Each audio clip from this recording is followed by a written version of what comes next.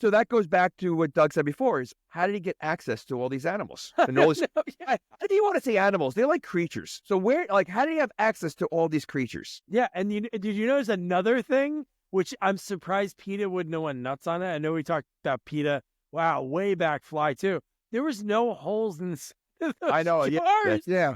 The frog was in a jar with just a tight lid. Yeah. PETA That's how you make him jump far.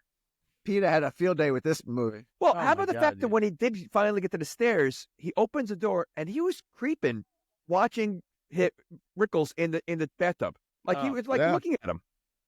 And then frog okay, and the then frog in the bath, the jaws.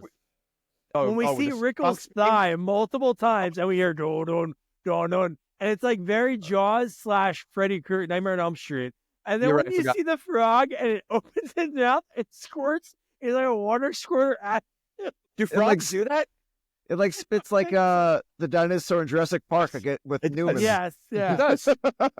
But again, like I said before, we saw his leg. I mean, like they was slowly up his leg. We saw every sunspot and mole that's on his leg, and like we literally saw we saw almost everything. We saw everything. Everything. The one thing I have to say is in this movie, the physical comedy of obviously whoever the stuntman guy was. But dude, when he went down the stairs, I don't know. Were you going to mention? You were talking about the stairs.